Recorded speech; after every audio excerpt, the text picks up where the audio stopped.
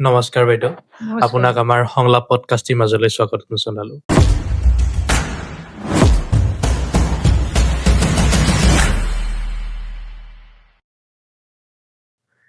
আজি আপোনাৰ লগত পাতিবলগীয়া আমাৰ নিশ্চয় বহুত কথাই আছে। তাৰ ভিতৰত মই আপোনাক এটা আপোনাৰ জন্ম ঠাইৰ লগত জড়িত এটা প্ৰশ্নৰে আজি পডকাষ্টটো আৰম্ভ কৰিব বিচাৰিম। সাধাৰণতে আমাৰ সমাজত এষাৰ কথা খুব প্ৰচলিত হয় যে এগৰাকী ব্যক্তি বা এগৰাকী শিল্পীৰ কলাত্মক দিশ তেখেতৰ জন্ম ঠাইৰ লগতে নিৰ্ধাৰিত হৈ উঠে। আপোনাৰ এই যি অভিনয়ত আগ্ৰহ আহিল, এই আগ্ৰহৰ কাৰণ আপোনাৰ জন্ম ঠাই যোৰহাটৰো কিবা অৰিহণা আছেনে?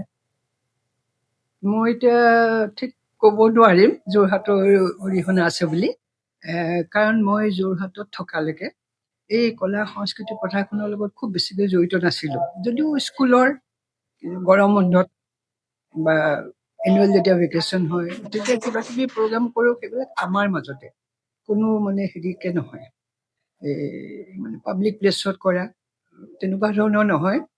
কিন্তু মই সেই সময়ত আচলতে এটা কথা হৈছিলে, আমাৰ দেউতা পুলিচ ডিপাৰ্টমেণ্টত আছিলে, পুলিচ এছ পি আছিলে।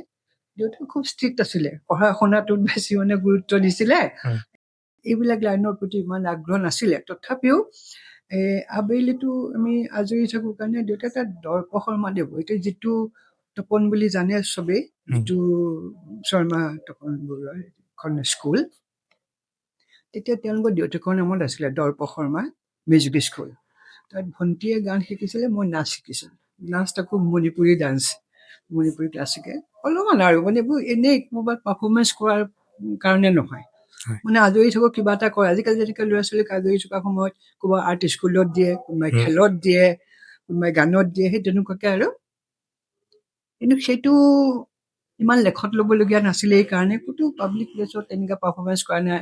খালি মিউজিক স্কুলে এনুৱেল দিয়াত আমাক আৰু নাচৰ শিকাখিনি নাচিবলৈ দিয়ে, একেলগে গ্ৰুপত গান শিকাখিনি গান দিয়ে। কিন্তু যেতিয়া মই মানে মেট্ৰিক দিয়াৰ পিছত গুৱাহাটীলৈ গুচি আহিলোঁ, আচলতে এই লাইফটো, অভিনয়ৰ লাইফটো মোৰ তেতিয়াৰ পৰাহে আৰম্ভ হৈছে।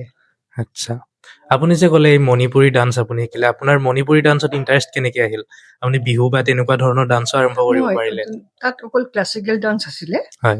কিন্তু তেতিয়া মানে কি হৈছিল, তেতিয়া যিটো কলাৱন্ত সিং বুলি এজন আছিলে, তেখেতৰহে মানে ষ্টুডেণ্ট বেছি মণিপুৰী ডান্স শিকা সেইটো। আৰু তেতিয়া আচলতে ইমান আমাৰ ডিভিজনবিলাক নাছিলেতো, গতিকে তেখেতে শিকাইছিলে এইটো। আৰু তেতিয়া আমাৰো ইমান হেৰি নাছিলে যে সত্ৰীয়াই শিকিব লাগে নে ভাৰত নাট্যমেই শিকিব লাগে স্কুলীয়া লেভেলত সৰুতে। গতিকে দেখিছোঁ যে আমাৰ লগৰ কেইজনীয়ে মণিপুৰী ডান্স নাচিছিলোঁ। আচ্ছা, আপুনি নেশ্যনেল স্কুল অফ ড্ৰামাত NSDত আপুনি অভিনয়ৰ প্ৰশিক্ষণ লৈছিল।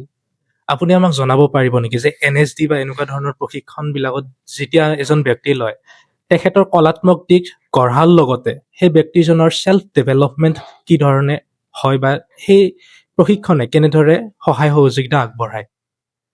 অৱশ্যে নেশ্যনেল স্কুল অফ ড্ৰামা ভাল প্ৰশ্ন এইটো। কিন্তু কথা হ'ল কি, নেশ্যনেল স্কুল অফ ড্ৰামালৈ যাবলৈ, কাৰণ সেই সময়তে আমি গৈছিলোঁ, মই গৈছোঁ 79তে, গতিকে সেই সময়ত উদ্বুদ্ধ কৰা কোনোবা এজন ব্যক্তি নিশ্চয় থাকিব লাগিব। হয়, কাৰণ তেতিয়া আমাৰ এইফালৰ পৰা নেশ্যনেল স্কুল অফ ড্ৰামাতে হওক, পুনা ফিল্ম ইনষ্টিটিউটে হওক, ইমানকৈ যোৱা নাছিলে। বিশেষকৈ মহিলাটো নাছিলেই, অকল নিপন দা আছিলে তেতিয়া, জৰ্জ মহলীয়া আছিলে, দুলাল আছিলে। দুলাল জয়দেৱে আগতে ট্ৰেইনিং লৈ আহি তেখেতে এটা ড্ৰামা বিভাগ খুলিছিলে কালচাৰেল এফেয়াৰ্ছত। তাত আমি 7জন আৰ্টিষ্ট মানে কি, তাৰ আগতে আচলতে মই কেইখনমান ছবি কৰিছিলোঁ, 10খনমান চলচ্চিত্ৰত অভিনয় কৰিলোঁ তেতিয়ালৈকে। গতিকে দুলাল দাই এখন নাটকত মোক কৰিবলৈ চিলেক্ট কৰিলে। মই বোলো মইতো কৰা নাই বোলে, মই শিকাই ল'ম ন, মই NSD পৰা পাছ কৰি অহা অমুক তমুক।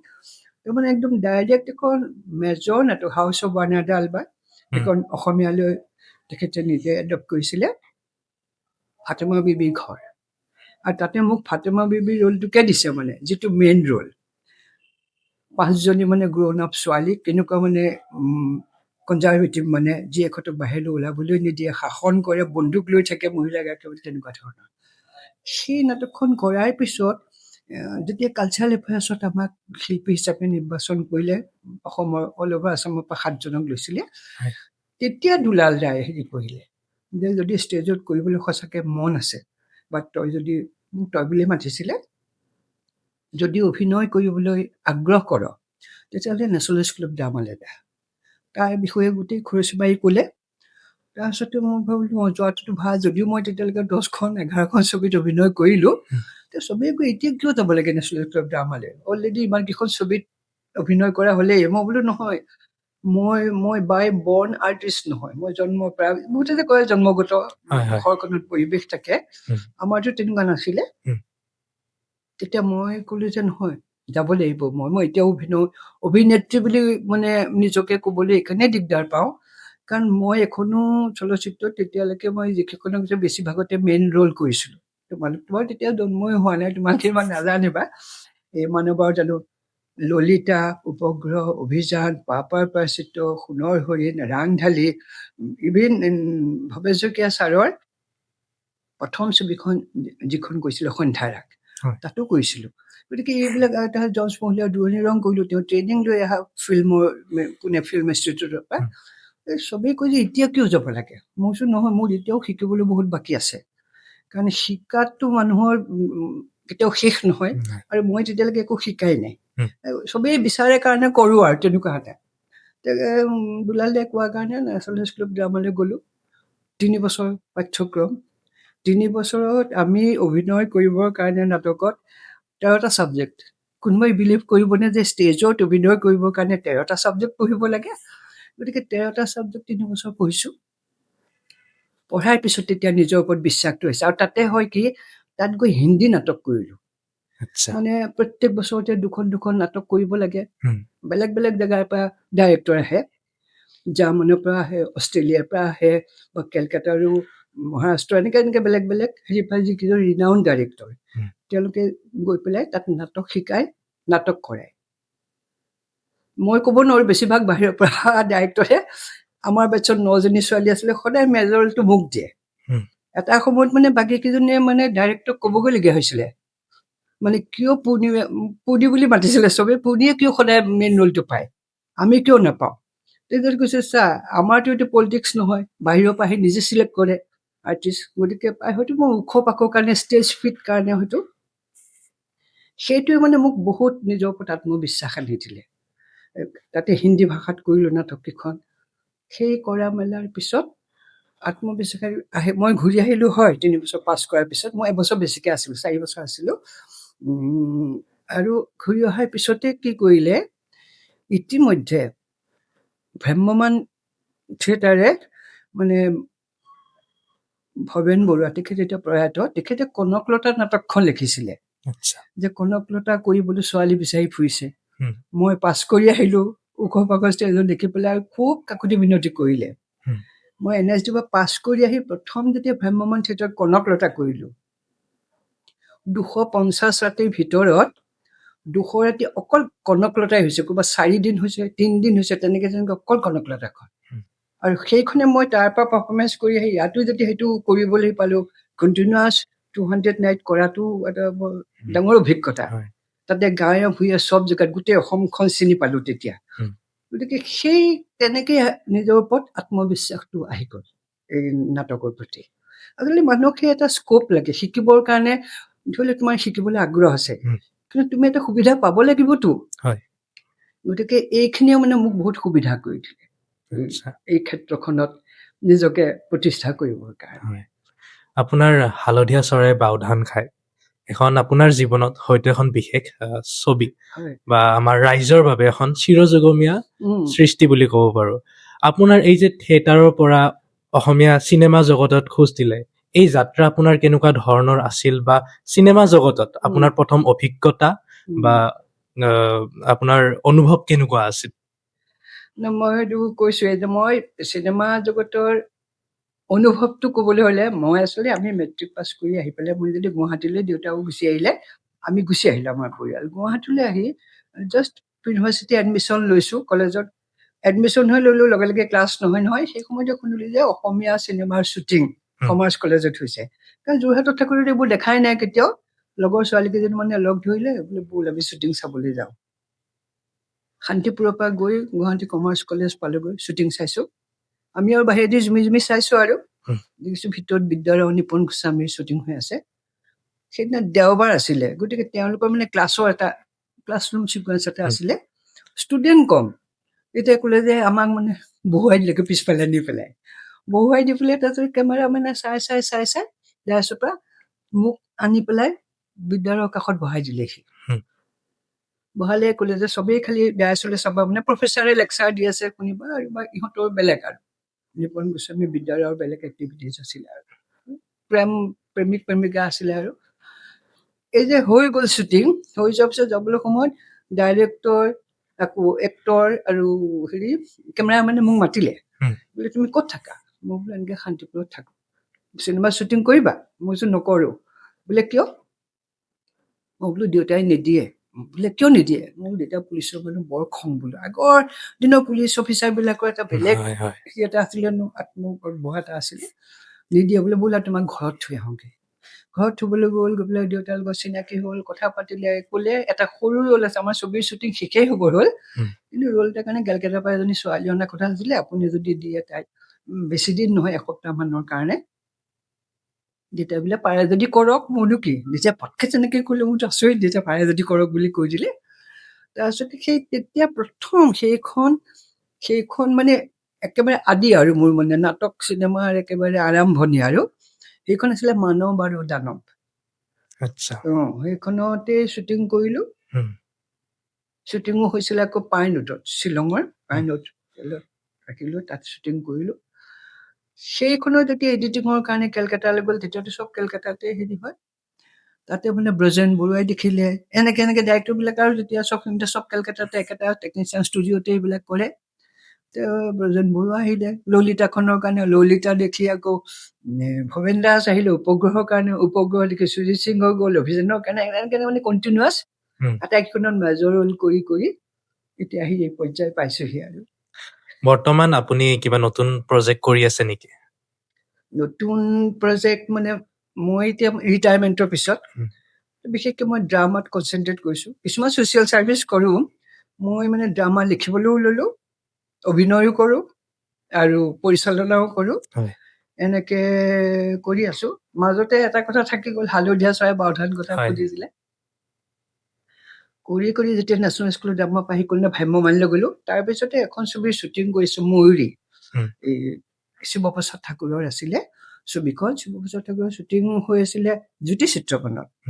জ্যোতি চিত্ৰবনলৈ দুজন আহিলে ব্যক্তি, তেতিয়া চিনি নাপাওঁ মই, জানো বৰুৱাৰ নামটো জানো, কৃষ্ণৰ যিহেতু থিয়েটাৰৰ মালিক জানো, সেই হিচাপে দুইজন আহি বহি আছে। তেতিয়া শিৱ ঠাকুৰে ক'লে যে তোমাক লগ পাবলৈ দুজন ব্যক্তি আহিছে, স্বনামধন্য ব্যক্তি, এনেকে কৈছে। কোন? বোলে এনেকে জানো বৰুৱা আৰু কৃষ্ণৰে আহিছে। তাৰপিছতে মই গ'লো, আৰু মই মানে ময়ূৰীত মই আকৌ এক্টিঙো কৰিছো আৰু এচিষ্টো কৰিছো।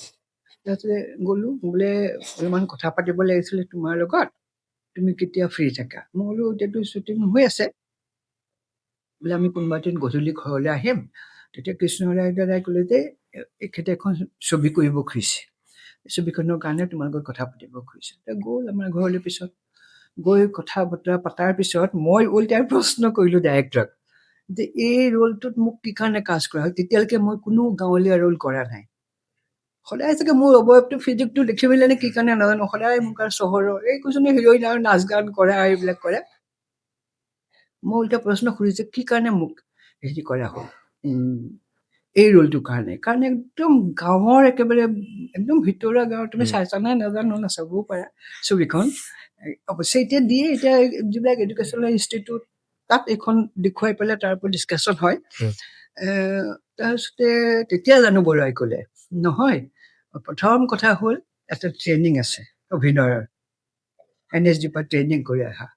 আৰু তাৰপিছত ক'লে আৰু যে মোক এনেকুৱা দুটা ইনচেণ্ট চকু লাগে, একোচা মস্ত দীঘল চুলি লাগে, এইবিলাক ক'লে। আৰু মই জানো যে ৰোলটো দিলে মই সেইবিলাক অন্তত মই চিন্তা কৰিব নালাগে, কেনেকৈ কৰিব অভিনয়। গতিকে সেইকাৰণে খালি মোক ক'লে যে কিছুদিন সুদে ভৰিয়ে খোজকাঢ়িব লাগিব, চুলি চেম্পু কৰিব নালাগিব, মেখেলা চাদৰ পিন্ধি অলপ প্ৰেক্টিচ কৰিব লাগিব। সেইবোৰ আৰু সময়ে সময়ে কৰি গ'লো। আৰু তাৰপিছতে এওঁ সেইবাৰ আবাহন থিয়েটাৰত আছিলে, মই গৈছো শেষৰ ফালে আবাহন থিয়েটাৰত। তাত মানে ক্লজিং যিদিনা সামৰণি হয় থিয়েটাৰৰ, সেইদিনা মাতেতো ফেমিলি মেম্বাৰে, আমি গৈছো, আমি তাতে আছো।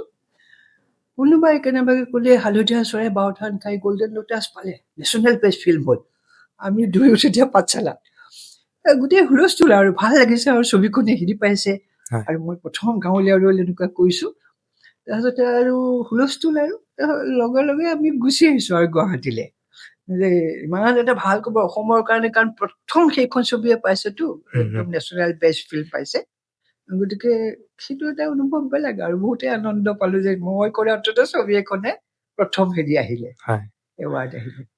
আপুনি 30খনতকৈও অধিক চলচ্চিত্ৰ আমাৰ অসমীয়া চিনেমা জগতত আগবঢ়াইছে। 80খনতকৈও বেছি আপুনি ষ্টেজ প্লে আমাৰ দৰ্শকৰ মাজত আগবঢ়াইছে। হয়।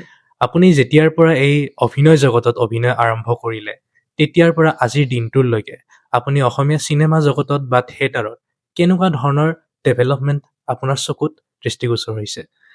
চলচ্চিত্ৰ জগতখনতো উত্থান পতন বহুত দেখিলো, হয়। বহুত মাজতে একেবাৰে মানে ডাইং ষ্টেজ বুলি যে কয়, মানে প্ৰায় মৃত প্ৰায় হৈছিলেগে হয়। অসমীয়া চলচ্চিত্ৰই। কিন্তু যেতিয়া অলপমান য়াংগাৰ জেনেৰেশ্যন উঠি আহিবলৈ ললে, তেতিয়াৰ পৰা কিন্তু ছবি অকমান হেৰিটো সলালে, পৰিৱৰ্তন হ'ল। লাহে লাহে আধুনিকতা আহিলে, চলচ্চিত্ৰৰ টেকনিক বিলাক বেলেগ হ'ল। আগতেতো টেকনিক বুলিবলৈ একোৱে নাছিলে। ইভিন আমি যেতিয়া নাচ গান কৰিছিলো, গানটো বজাই দিয়ে, নিজে নিজে নাচ গান কৰিব লাগে, কৰিঅ'গ্ৰাফাৰ বিলাক নাছিলে আমি প্ৰথম ছবিবিলাকত।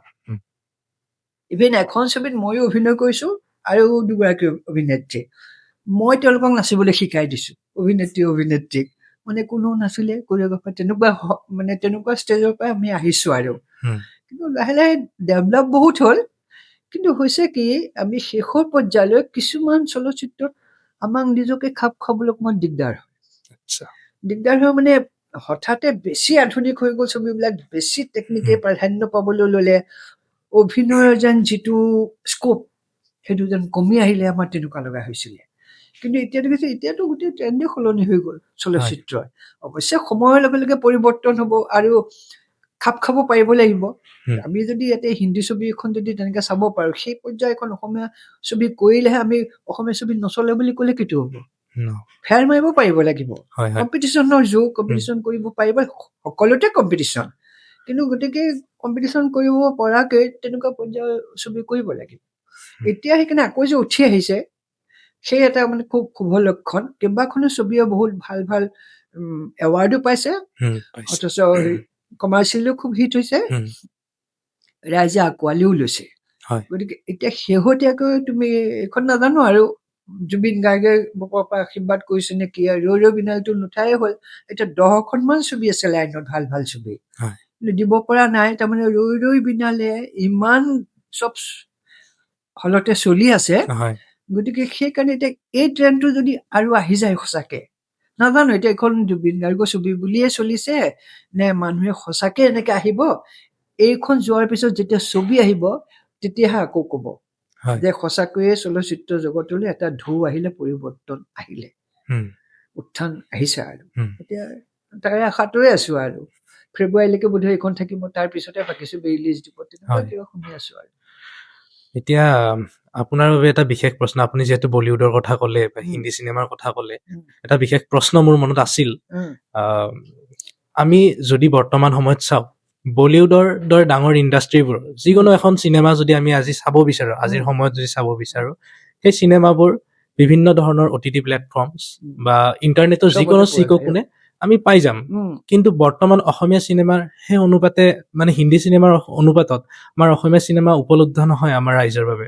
আনকি যদি ক'ব যাওঁ, ভাইমন্দাৰ দৰে লেটেষ্ট হিট এখনো বৰ্তমান কোনো ধৰণৰ OTT প্লেটফৰ্মত আমাৰ ৰাইজৰ বাবে উপলব্ধ নহয়।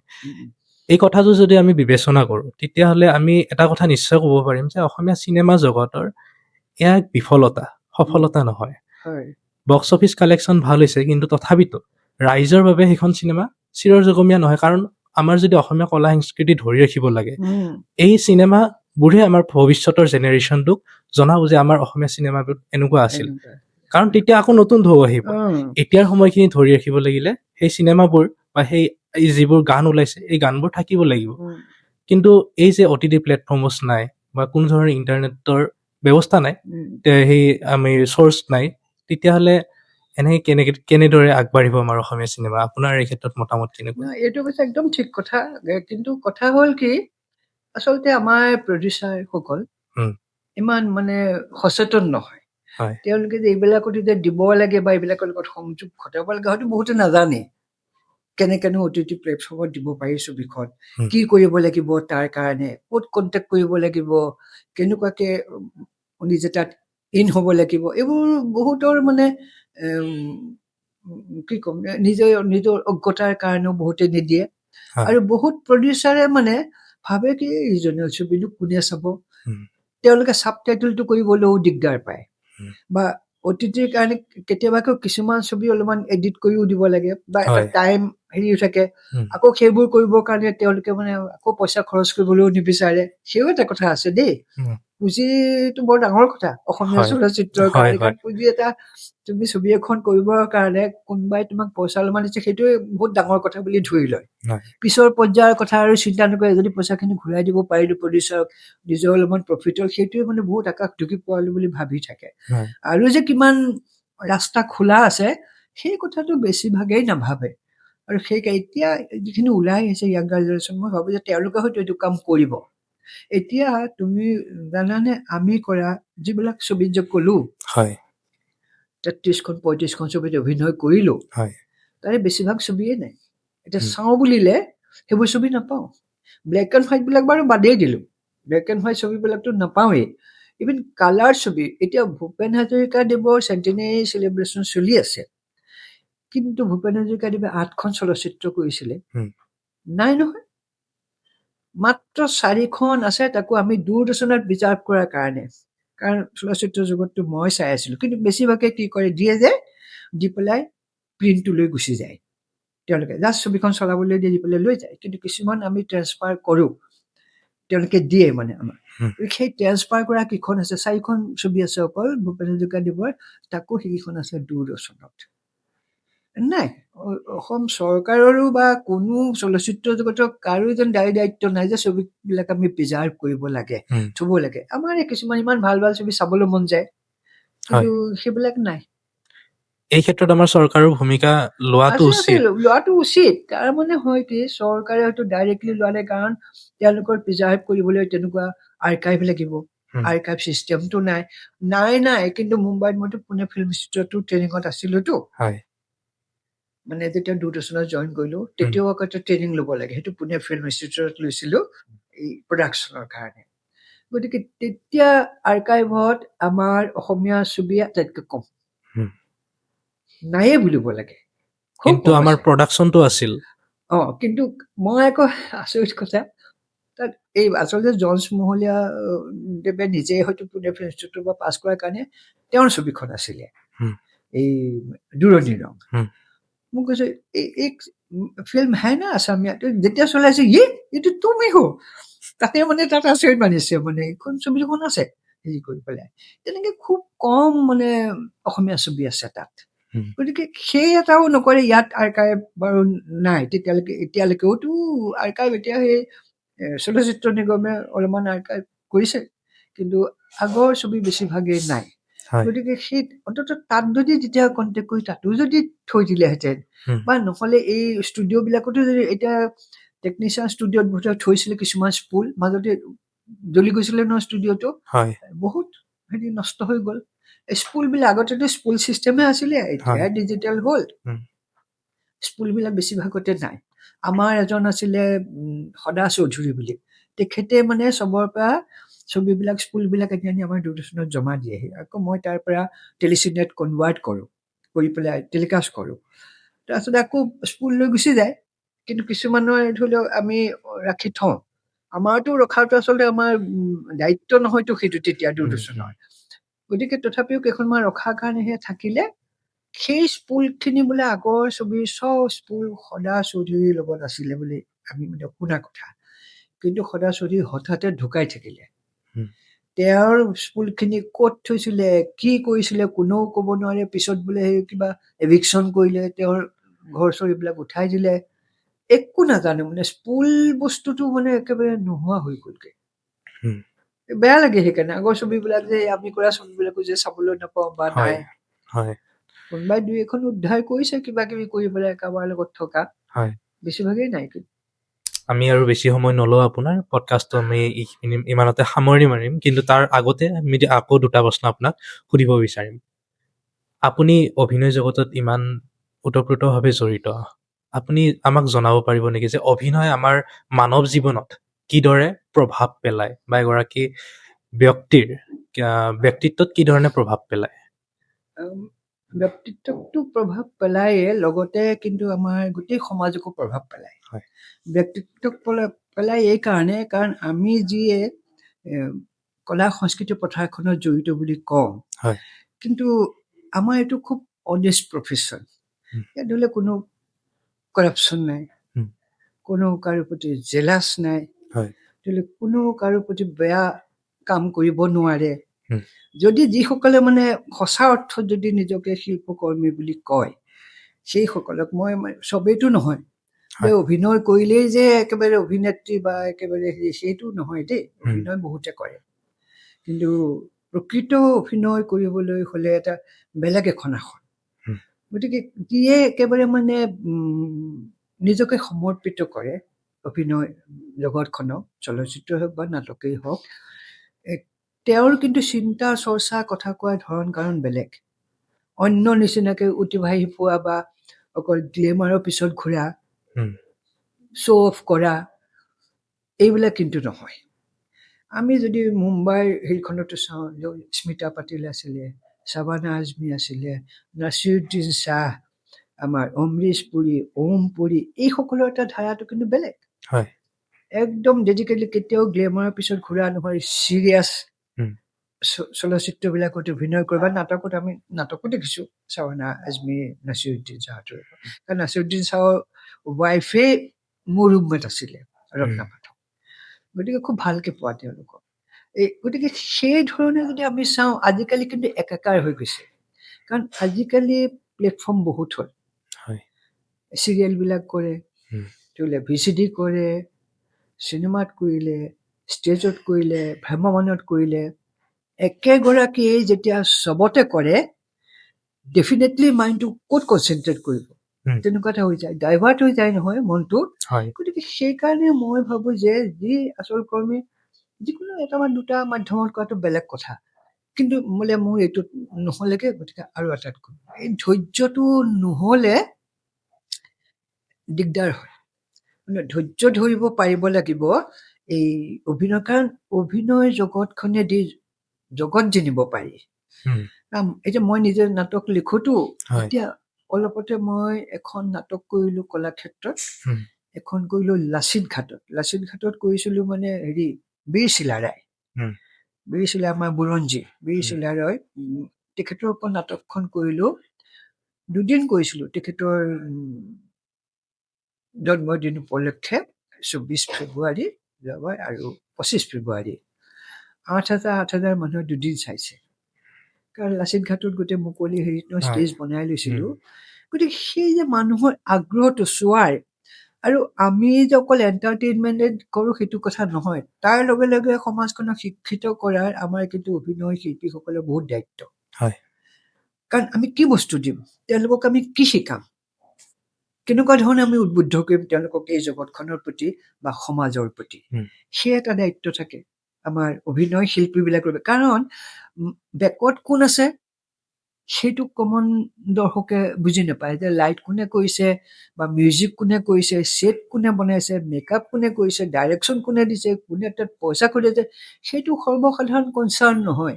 তেওঁলোকে সন্মুখত যিখিনি দেখে, কাক দেখে, অভিনেতা অভিনেত্ৰীক দেখে। অভিনয়টো হৈছে এটা মেক বিলিভ, দৰ্শকক বিশ্বাস জনাব পাৰিব লাগিব যে ময়ে সেইগৰাকী, ময়ে আজি কনকলতা, ময়ে মূলা গাভৰু, যাতে তেওঁলোকে ভাবিছে এয়াইতো মূলা গাভৰু, এয়াই কনকলতা। সেইটো আমাৰ অভিনয় জগতত বহুত গুৰুত্বপূৰ্ণ কথা। হয়। শেষত আপুনি আমাৰ নৱপ্ৰজন্মক কলাত্মক দিশত কিদৰে আহ্বান জনাব, তেখেতলোকে আগবাঢ়ি আহক, অসমীয়া কলা সংস্কৃতি চিৰকাল এনেদৰে ধৰি ৰখাৰ বাবে আপুনি কেনেধৰণৰ আহ্বান জনাব? এতিয়াতো বহুত আগবাঢ়ি আহিছে, এতিয়া নৱপ্ৰজন্ম আমাতকৈ বেছিহে সচেতন। আমি যদি চাওঁ, এতিয়া মই ধৰি ছচিয়েল মিডিয়াত নাই, মই ফেচবুকত নাথাকো এই কাৰণে, কাৰণ ফেচবুক গৈ পেলাই সঁচাকে ফেচবুকে হ'লগৈ। তোমাৰ ঘৰত কোনে কি বনাইছে, কোনে লিচু ভাজি খাইছে আজি, কোনে এযোৰ নতুন মেখেলা চাদৰ পিন্ধিলে, বা কোনে এনেকুৱা এটা মেকআপ কৰিলে, সেইবোৰতো ফেচবুকটো সেইটো কাৰণে নহয় নহয়। নহয় ফেচবুকত হ'ল কি তোমাৰ নিজৰ ভাৱৰ আদান প্ৰদান কৰা, আৰু তুমি কি ক্ৰিয়েটিভ কাম কৰিছা, দিনটোত তুমি কি এটা ভাল কাম কৰিলা, হয় বোলে আজি মই এইটো এটা মোৰ এচিভমেণ্ট, এই মাহত এইটো এটা এচিভমেণ্ট, সেইবোৰহে হ'ব লাগে। হয়। সেইকাৰণে আমি ফেচবুকৰ পৰা একদম অফ, ফেচবুকৰ লগত আমাৰ কানেকশ্যন নাই। উম, কিন্তু নৱপ্ৰজন্মই আজিকালি ছ'চিয়েল মিডিয়াটো বহুত গুৰুত্বপূৰ্ণ, বাকী চব বা ছ'চিয়েল মিডিয়া। উম, গতিকে ছ'চিয়েল মিডিয়াত কোন দিশে নিব লাগে, কিন্তু এইটো নৱপ্ৰজন্মৰ দায়িত্ব দেই। হয় কাৰণ জ্যেষ্ঠবিলাকৰ এইবিলাক ইমান চোৱা মেলাৰ উম, ধ্যান ধাৰণা নাই, নিউজ পেপাৰখন পঢ়িব পালে, গধূলি টিভি নিউজটো শুনিবলৈ পালে যথেষ্ট বুলি ভাবে, বাকীবিলাক ইমান হেৰি নহয়। এতিয়া সচেতন হৈছে এতিয়া নৱপ্ৰজন্ম। গতিকে নৱপ্ৰজন্মৰ গুৰু দায়িত্ব যে আমি কোন দিশে যাম। আচলতে প্ৰথমতে লক্ষ্য স্থিৰ কৰিব লাগিব। মই যদি সঁচাকে এই কলা সংস্কৃতিৰ জগতখনত থাকিব বিচাৰো, মই আগতে নিজক চিনি পাব লাগিব হয় যে মই কি ভাল কাম কৰিম, কি ভাল কথা ক'ম, কি ভাল ব্যৱহাৰ কৰিম। আৰু অভিনেতাসকল এইটোৱে নহয় যে মই অভিনয় কৰিলো, আমি সমাজ সচেতন হ'বই লাগিব। উম, এতিয়া মই সামাজিক কাম বহুত কৰি থাকিলেতো এটা মানে পুৰা এটা দিনেই লাগিব। আৰু মই যিমানবিলাক ছ'চিয়েল ছাৰ্ভিচ কৰোঁ বেলেগ বেলেগ দিশত, সেইবোৰ আৰু কোৱা কথা নহয়। আৰু মই কেনেকৈ কাক কাক সাহাৰ্য কৰোঁ, কি কৰোঁ, কেনেকুৱা ধৰণে কৰোঁ, এইবোৰ মই নকওঁ। মানুহে কয় সোঁহাতে দান কৰিলে বাওঁহাতে জানিব নালাগে। উম, গতিকে কৰি আছো, নিজৰ কাৰণে কৰিছো, নিজৰ ছেটিছফেকশ্যনৰ কাৰণে কৰিছো। মই কাৰোবাক দেখুৱাবৰ কাৰণে কোনোবাই কেমেৰা দিব, মই এইখন চেক দিছো, এই ক্ষেত্ৰত কিমান হাজাৰ টকা, কেমেৰা আহিবচোন মোক মিডিয়াত দেখুৱাব, সেইটো কামটো মই আজিলৈকে নকৰোঁ, উম, কেতিয়াও কৰা নাই। কিন্তু আজি মই 10 বছৰৰ পৰা এইখিনি কাম কৰি আছো, উম, কোনোতো নাজানে। এতিয়া তোমালোকে জানা মইনো কি কৰি থাকো, খালি অভিনেত্ৰী বুলি জানা।